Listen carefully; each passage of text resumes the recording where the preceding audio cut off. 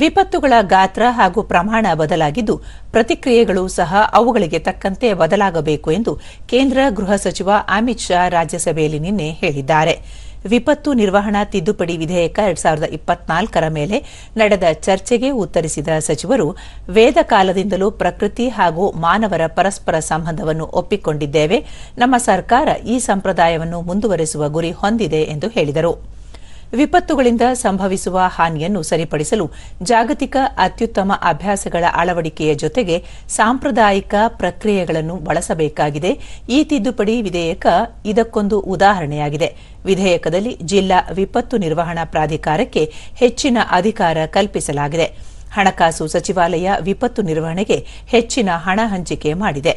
ಎಲ್ಲ ರಾಜ್ಯಗಳಿಗೂ ವಿಪತ್ತು ನಿರ್ವಹಣೆಗೆ ಹಣವನ್ನು ಸಮಾನವಾಗಿ ಹಂಚಿಕೆ ಮಾಡಲಾಗಿದೆ ಎಂದು ಹೇಳಿದರು. ಕಳೆದ 10 ವರ್ಷಗಳಲ್ಲಿ ವಿಪತ್ತು ನಿರ್ವಹಣಾ ವಲಯದಲ್ಲಿ ಸಾಕಷ್ಟು ಬದಲಾವಣೆಯಾಗಿದೆ. ತಿದ್ದುಪಡಿ ಮಸೂದೆ ಭಾರತದ ಯಶಸ್ಸನ್ನು ದೀರ್ಘಕಾಲದವರೆಗೆ ಉಳಿಸಿಕೊಳ್ಳಲು ಸಹಕಾರಿಯಾಗಲಿದೆ.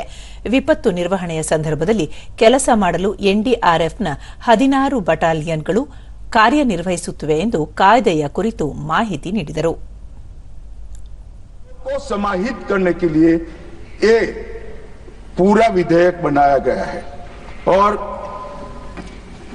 ये तो हम सब ने स्वीकारना पड़ेगा मान्यवर, 10 साल के अंदर जो परिवर्तन आया है डिजास्टर मैनेजमेंट के क्षेत्र में, हम राष्ट्रीय स्तर के साथ साथ रीजनल और ग्लोबल पावर बनकर उभरे हैं. ये पूरी दुनिया स्वीकार.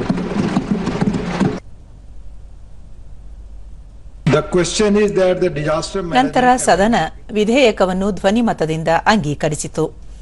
ಈಗಾಗಲೇ ಲೋಕಸಭೆಯಲ್ಲೂ ಅಂಗೀಕಾರವಾಗಿರುವ ಹಿನ್ನೆಲೆಯಲ್ಲಿ ಸಂಸತ್ತಿನ ಉಭಯ ಸದನಗಳಲ್ಲಿ ಒಪ್ಪಿಗೆ ದೊರೆತಂತಾಗಿದೆ.